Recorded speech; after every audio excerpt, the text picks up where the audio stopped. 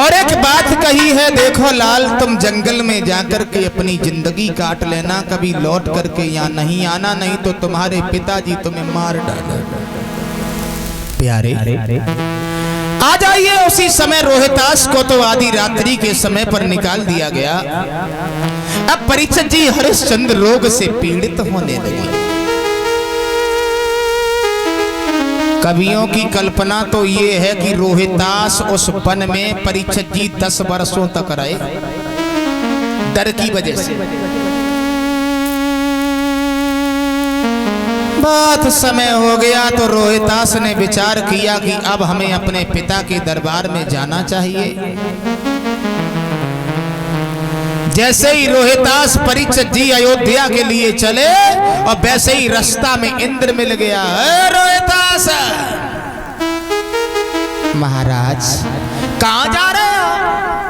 हम पिता के यहाँ जा रहे हैं। इंद्र बोला, मर जाओगे तुम?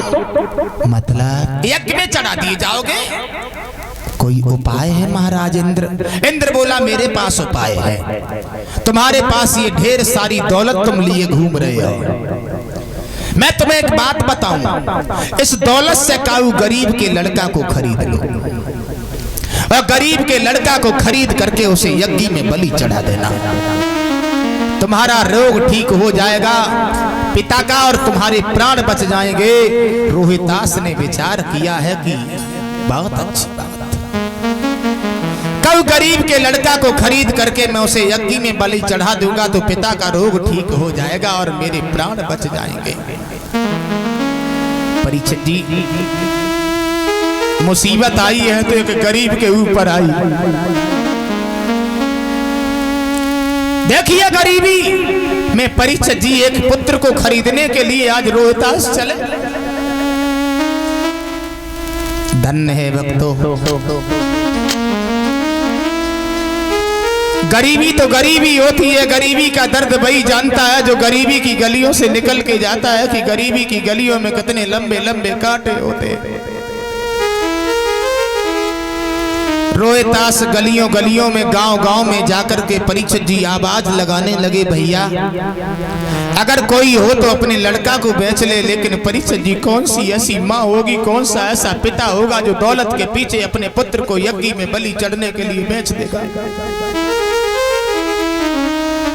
गुरु विश्वामित्र के बहनोई थे जिनका नाम था अजीग्रत महाराज। इन्हीं अजीग्रत महाराज के आंगन में परीक्षित जी इतनी गरीबी थी जो वृक्षों के पत्ते खाका करके जिंदगी का गुजारा किया करते थे। अजीग्रत महाराज के आंगन में 3 लड़का थे, लेकिन परीक्षित जी उन तीनों पुत्रों को कभी भरपेट भोजन नहीं मिला। रोहितास ने आवाज लगाई, कोई अपने लड़का को बेच ले, मैं उसे बहुत ढेर सारी दौलत दे दूंगा। तो अजीग्रत महाराज ने रोहितास को पास में बुलाया, भैया ये दौलत मुझे दे दो, मैं इतना गरीब हूं जो वृक्षों के पत्ते खाका करके जिंदगी का गुजारा कर रहा हूं। हम 3 लड़कों में से एक लड़का तुम्हें बेच दूंगा। माताओं, जो तीनों लड़कों ने सुना कि पिताजी एक पुत्र को बेचना चाहते हैं, छोटा वाला बालक मैया की गोदी में गिर गया, माँ मुझे मत बेचना। बड़ा वाला बालक पिताजी की गोदी में चिपट गया, पिताजी मुझे मत बेचना क्योंकि मैं तुम्हें बहुत प्यारा हूँ। बीच वाले पुत्र को परीक्षित जी ना तो माँ ने गोद में उठाया ना पिता ने गोद में उठाया। बीच वाला बालक फूट फूट के रोने लगा, पिताजी अगर मैं तुम्हें प्यारा नहीं हूँ, माँ को भी प्यारा नहीं हूँ, तो आप दौलत के पीछे हमें बेच दो, मैं बलि चढ़ जाऊंगा, किसी के काम में आ जाऊंगा।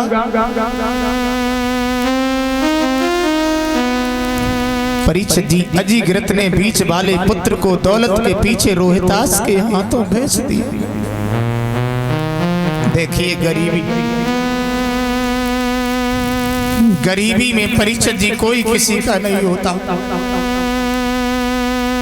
पैसा बिन मैया पूत को कपूत कहे, पैसा बिन सासु कात कौन को जमाई, पैसा बिन चाचा का तो कौन को भतीजो है, और पैसा बिन भैया का तो कौन को जो भाई, पैसा बिन भाभी का तो कौन को जो देवर है, और पैसा बिन घर की छोड़ जाते हैं माई, और पैसा बिन समाज